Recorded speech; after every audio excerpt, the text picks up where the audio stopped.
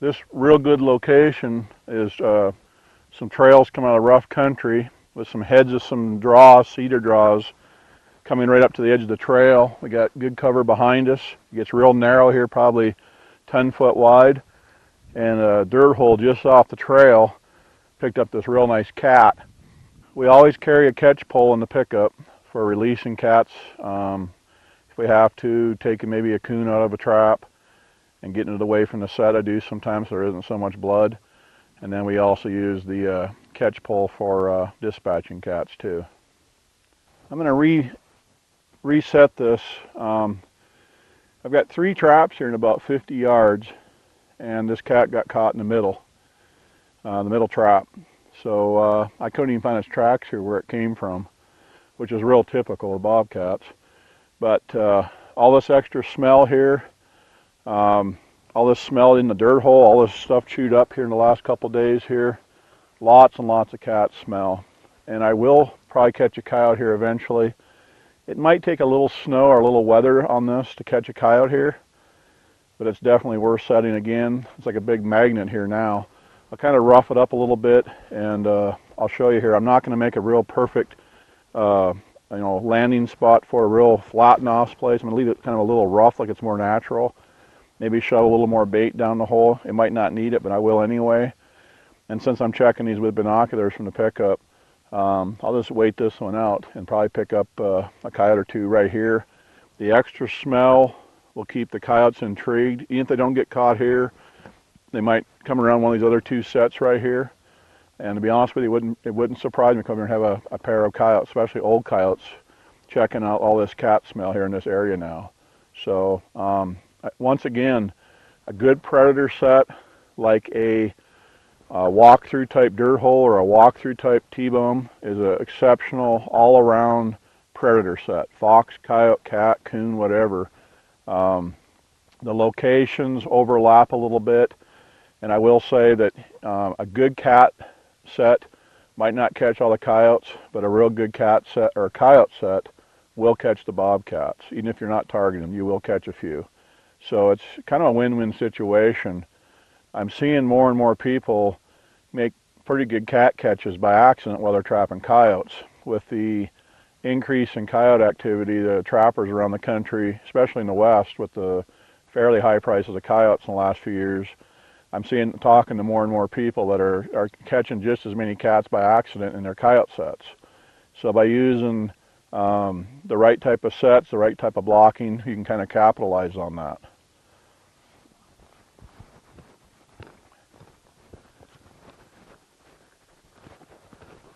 The bed's still fine here.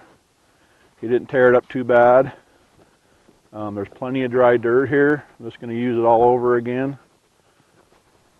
I like to take some dirt and scour off any loose hair on the jaw.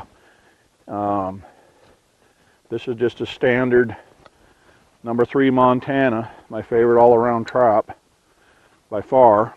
And because there is a little bit of mud there and a little bit extra debris, I'm going to snap it off and get anything loose off of there, make sure it's still adjusted properly. This is just a 2-coil trap, about 3.5 pounds of pan tension. And I'm going to make it another walk-through type set, utilizing the stuff that's here. I don't want to get this too cupped out here at the set, or at the actual trap bed. I don't like to have that too much lower than the surrounding ground. I like to keep it about level if I can. I don't like to catch that moisture there, and I don't like to have to worry about a coyote or a cat, in this case, coming up and dead ending back here, not want to make that final upward approach. I want this flush across here when I get done. That's super important.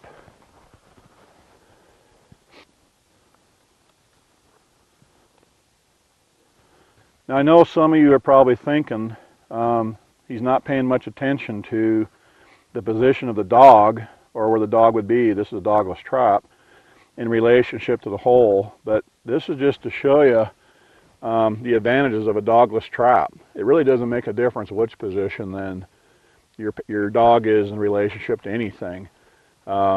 Basically, in the steps, any animal that steps within the jaws of this trap is going to go off. With a dog type trap, where the dog would be in this position, almost a third of your jaw spread is wasted. I can't overemphasize that, how important it is to use this dogless to full advantage and have that great big 6 by almost 6 area of space for that animal to step on and make that trap work, versus almost 4 inches by 4.5 inches, a smaller area where the animal has to step. It works perfect in a walkthrough situation, but also I can put that trap in any direction, and honestly, with a dogless trap, it really doesn't make any difference.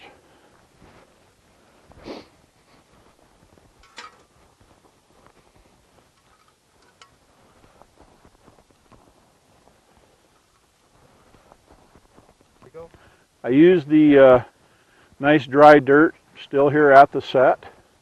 Lots of cat smell here, and there's not really any blood here or anything like that. I don't really pay a lot of attention to that type of stuff anyway. I think there's so much smell in a circle. You know, I don't think there's enough hair or any thing here to mess up catching a coyote here. I really don't think so. There's so much smell.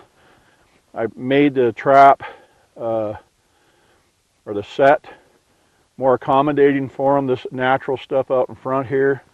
I couldn't find a drop in here. I'm sure there probably is, but I just used the nice dry dirt at the set. I kind of scratched it up here like a cat would, and what this is going to look like to a coyote is where a cat buried something, and I'm going to put the smell down the hole, put a little urine out here, and this is going to be like a super hot coyote set here as soon as, and probably it has to age off a little bit.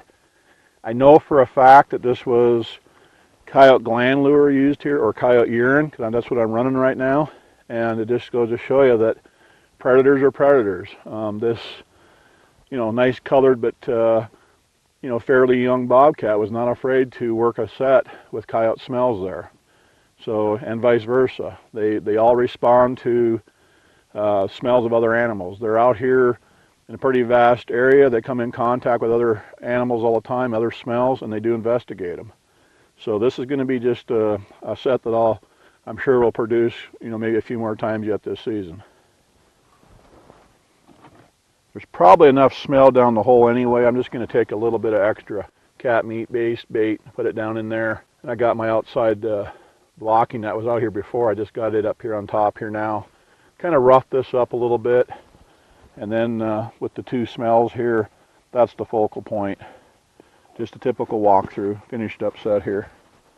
A little bit of urine on this, and we're good to go. No. Because this is a walkthrough type set, I was able to pull that trap pretty close up to the edge of the hole. Personally, I don't buy into the 10 inches back and 3 inches to the side and stuff. It just leaves too big an area for an animal to work it and not get caught. I really honestly do prefer to have my trap, here the jaws are right here and here, fairly close to the attractors. I don't see any reason to pull stuff way back or set way back here and let a lot of room for animals to travel. And that's why 99% of my canine sets are all walk-through of some variety. I want them to have to get pinched down to right on top of the trap pan. And I can't overemphasize that. I do believe if I set a trap back here 10 inches from the hole with no outside blocking, you're going to miss maybe a third to a half of the animals that would be stepping up in here, maybe way back here. I call them dead-end dirt holes. They come up here and they stand back and look. So by creating this effect, once again, they come in through this way or from the top and come across, you know, you are kind of narrowing down where the animal can go. Sitting here, I can kind of see where there might be an opportunity for an animal to come from the back, but because I got this leveled off here nice in this approach with the walkthrough, I think we'll see very few misses here. That's a good bonus.